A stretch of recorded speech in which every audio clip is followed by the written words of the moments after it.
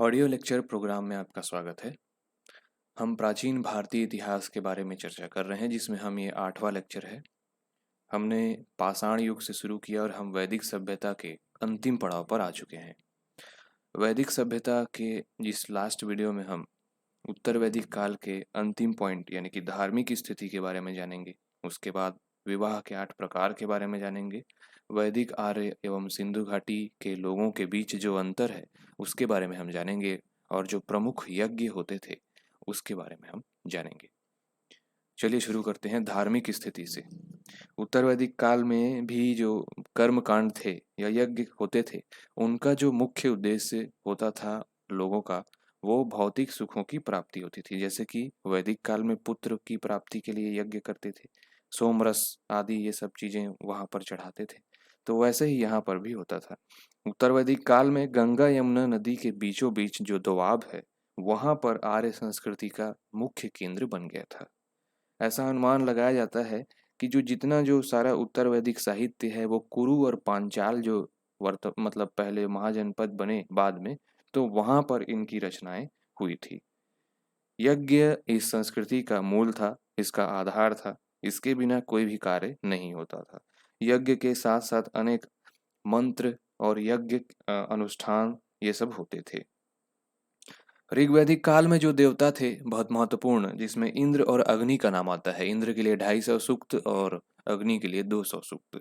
तो इन दो देवताओं के अलावा अब प्रमुख देवता के रूप में प्रजापति यानी कि जो सृजन करते थे, उन देवता का स्थान सर्वोच्च हो गया। इस काल के दो अन्य प्रमुख देवता थे रुद्र यानी पशुओं के देवता, और विष्णु यानी कि लोगों के पालक। ये दोनों यानी कि ब्रह्मा विष्णु महेश का जो कॉन्सेप्ट है वो उत्तर वैदिक काल में आया। इसके पहले इंद्र जो है प्रमुख थे। इस काल में वर्ण व्यवस्था कठोर रूप धारण कर चुकी थी। मतलब जन्म आधारित जो वर्ण व्यवस्था है, ब्राह्मण वैश्य शूद्र, इसका बहुत ही कठोरता से पालन किया जाता था। कुछ वर्णों के अपने अलग से देवता हो गए। चूंकि ब्राह्मण और जो वैश्य हैं और जो मतलब क्षत्रिय हैं, ये तीनों देवताओं के लिए एक एकाधिकार स्थापित कर लिए थे। तो शूद्रों के लिए कुछ बचा ही नहीं था। तो शूद्र पूषण को अपना देवता मानने लगे, जो पहले पशुओं के देवता कहलाते थे। शतपथ ब्राह्मण में पुनर्जन्म के सिद्धांत का उल्लेख मिलता है। तो ये प्रश्न आता है कि कौन से ब्राह्मण, कौन से उपनिषद में क्या पॉइंट मिलता है। तो ऐसे टाइप के क्वेश्चन आते हैं, तो ये आपको याद रखना है कि पुनर्जन्म का सिद्धांत शतपथ ब्राह्मण में मिलता है। और साथ ही ये जो है यम नचिकेता, एक प्रश्न आता है कि यम नचिकेता संवाद किसमें मिलता है, तो वो कठोपनिषद में मिलता है। ठीक है। और पुनर्जन्म का सिद्धांत एक और उपनिषद है छांदोग्य उपनिषद, उसमें भी मिलता है। इसमें यज्ञ एवं बलि की अपेक्षा पर बल दिया है। किसमें? अरण्यक में।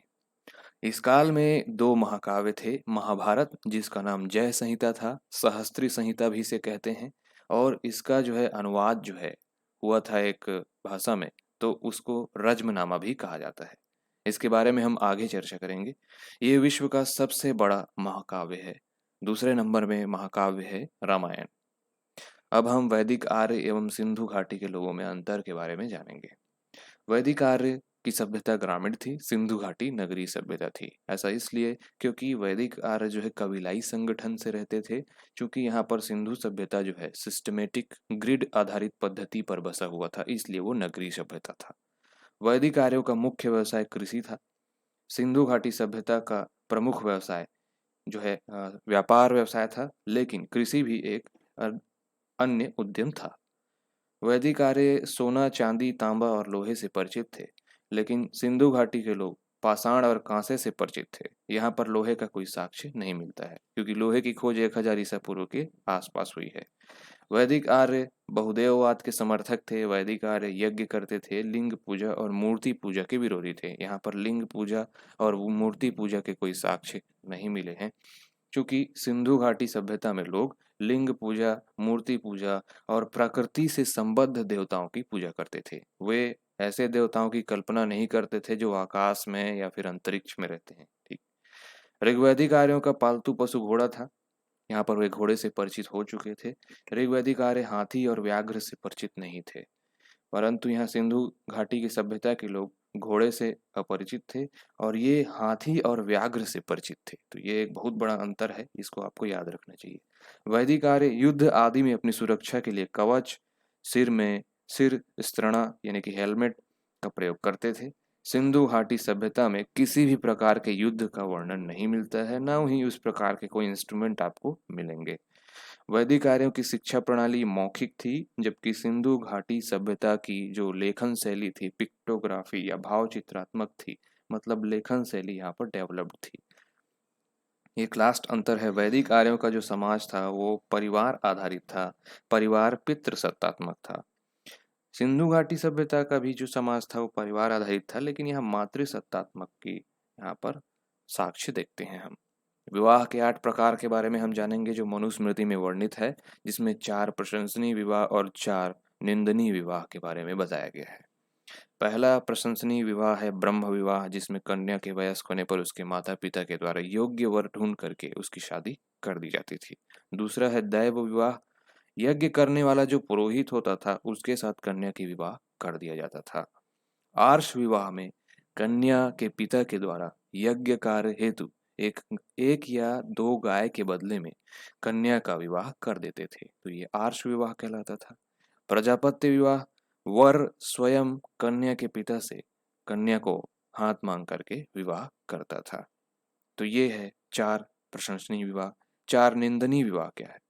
असुर विवाह, कन्या के पिता के द्वारा धन के बदले में कन्या का विक्रय कर देना, असुर विवाह। गंधर्व विवाह, कन्या तथा पुरुष प्रेम अथवा कामुकता के वशीभूत होकर करते थे, तो ये गंधर्व विवाह कहलाता था। पैशाच विवाह में सोए हुए या विक्षिप्त कन्या के साथ सहवास करके विवाह करना। राक्षस विवाह, बलपूर्वक कन्या का हाथ छीनकर उसे विवाह करना, यानी किडनैपिंग टाइप का। तो ये हो गया हमारा विवाह के 8 प्रकार। और जो कुछ महत्वपूर्ण पद हैं जो प्रशासनिक दृष्टिकोण से इम्पोर्टेंट है, जो आपसे पूछे जा सकते हैं, वो भी हम देख लेते हैं। सेनानी, सेनानी जो है सेनापति होता था। सूत, राजा का एक सारथी होता था, रथ जो चलाता था। ग्रामीणी गांव का मुखिया होता था। भागदूत एक महत्वपूर्ण पद था जो उत्तर वैदिक काल में प्रचलित हुआ। पहले जो कर जो होता था वो स्वेच्छा से ग्रामीण देते थे, परंतु जो भागदूत है वो एक कर संग्रहण करने के लिए अधिकारी नियुक्त किया गया था उत्तर वैदिक काल में। संग्रहिता ये कोष का अध्यक्ष होता था जो राजस्व जो एकत्रित होते थे उसके लिए। अक्षावाप, पासे के खेल में राजा का ये सहयोग करता था। गोविकर्तन, जंगल विभाग का ये प्रधान होता था। पालागल यानी ये विदूषक होता था। महिषी, जो मुख्य रानी होती थी उसको महिषी कहते थे। पुरोहित, धार्मिक कृत्य करने वाला पुरोहित कहलाता था। अब हम, ये तो हो गया हमारा, अब लास्ट हमारा पॉइंट है प्रमुख यज्ञ। अश्वमेध यज्ञ सर्वाधिक महत्वपूर्ण यज्ञ होता था। राजा के द्वारा साम्राज्य की सीमा में वृद्धि के लिए इसको किया जाता था। इसमें अश्व को स्वतंत्र छोड़ दिया जाता था और जहाँ जहाँ ये अश्व निर्बाध गति से जाता था, ऐसा मान लिया जाता था कि वो क्षेत्र राजा का हो गया है। और जिसने इस घोड़े को रोकने की हिम्मत की तो उससे फिर राजा को युद्ध करना पड़ता था और फिर उस क्षेत्र को जीतना पड़ता था। तो यह अश्वमेध यज्ञ है। इसके बाद आता है राजसूय यज्ञ, जब राजा राज्याभिषेक करता था, जब वो उत्तराधिकार को ग्रहण करता था, तब राजसूय यज्ञ किया जाता था। वाजपेय यज्ञ जो है, राजा अपनी शक्ति के प्रदर्शन के लिए रथ दौड़ का आयोजन करता था। अग्निष्टोम यज्ञ पापों के नष्ट करने के लिए और स्वर्ग की ओर ले जाने वाली नाव के रूप में इस यज्ञ को जाना जाता है। सौत्रामणी यज्ञ, यज्ञ में पशु और सुरा की आहुति दी जाती थी। पुरुष मेध यज्ञ, राजनीतिक वर्चस्व के लिए स्वस्थ तथा विद्वान पुरुष की इसमें बलि का प्रावधान किया जाता था। तो ये अंतिम जो है यज्ञ है। कुछ एक आध महत्वपूर्ण पॉइंट और देख लेते हैं, उसके बाद ये प्राचीन भारतीय इतिहास का वैदिक सभ्यता कंप्लीट हो जाएगा। मृत्यु की चर्चा सर्वप्रथम शतपथ ब्राह्मण में की गई है तथा मोक्ष की चर्चा सर्वप्रथम उपनिषद में मिलती है। जो भारतीय दर्शन में मोक्ष की अवधारणा है वो उपनिषद से लिया गया है। परीक्षित को मृत्यु लोक का देवता कहा गया है। पुनर्जन्म की अवधारणा बृहदारण्यक उपनिषद में मिलती है। शतपथ ब्राह्मण में ही सर्वप्रथम स्त्रियों को अर्धांगिनी कहा गया है। तो ये कुछ ऐसे पॉइंट है जो आपके ऑब्जेक्टिव में आते हैं, तो इन सभी को याद रखना है।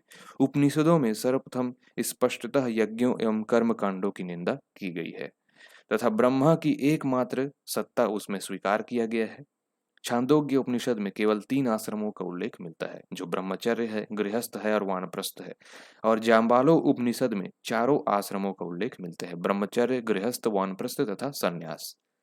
तो ये था आज का ऑडियो लेक्चर। नेक्स्ट में हम पढ़ेंगे 6वीं शताब्दी ईसा पूर्व के बारे में, जिसमें हम महाजनपदों का उदय देखेंगे, मौर्य साम्राज्य के बारे में देखेंगे।